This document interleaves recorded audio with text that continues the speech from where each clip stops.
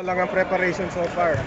Yeah, I think slowly we're getting to our goal because this is our second week of practice, and then still have another 2 weeks before our first game, and then we have another tune-up game on next week, at least two more tune-up games for our import George King to be familiarized with his teammate.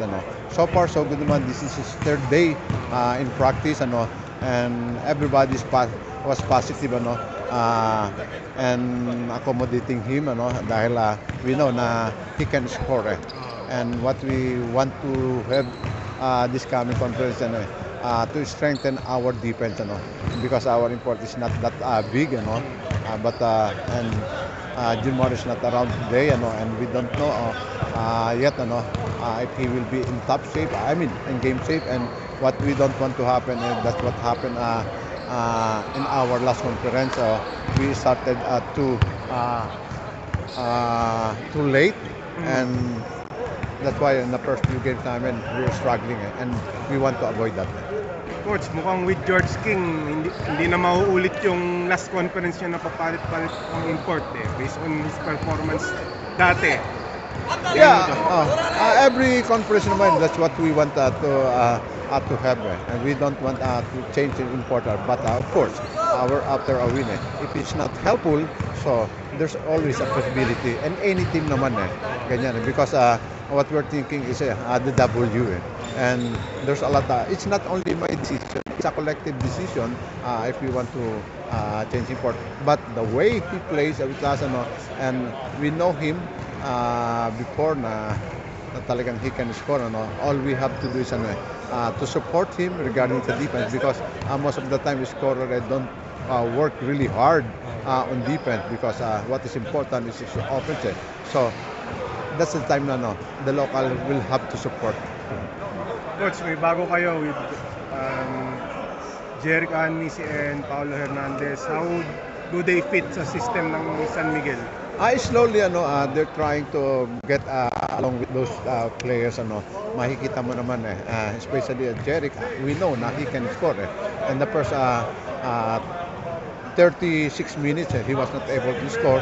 That's why I give him a lot of time in the last 8 minutes, and he scored 17 points out of that.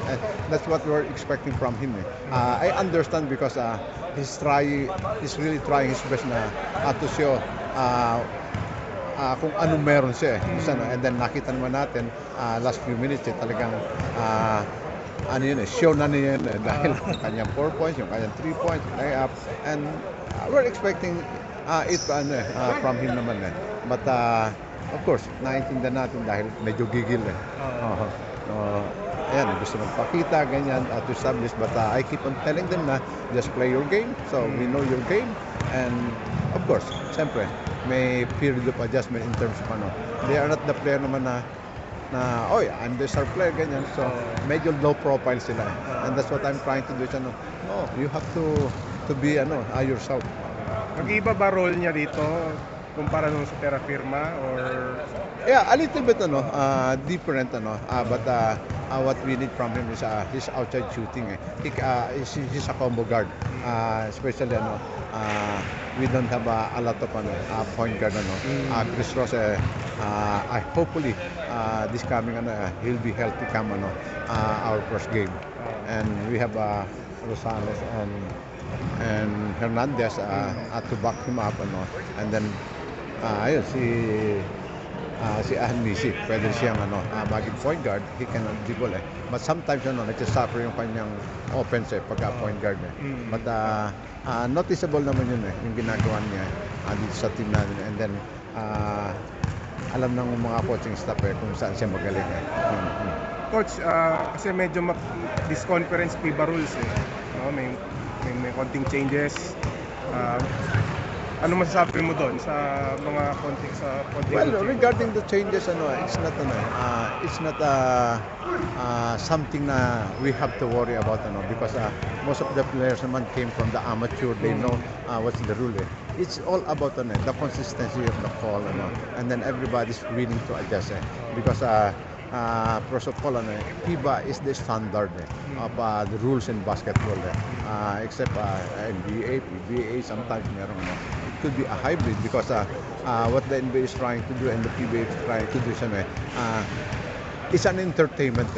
So, kung maaari, bigyan mo maka-score mga players, ganyan. But because of international competition, which is sometimes yung physicality ng game, hinahayaan nila. So, especially in the playoffs, nag-happen. But I think, everybody could adjust easily. Okay.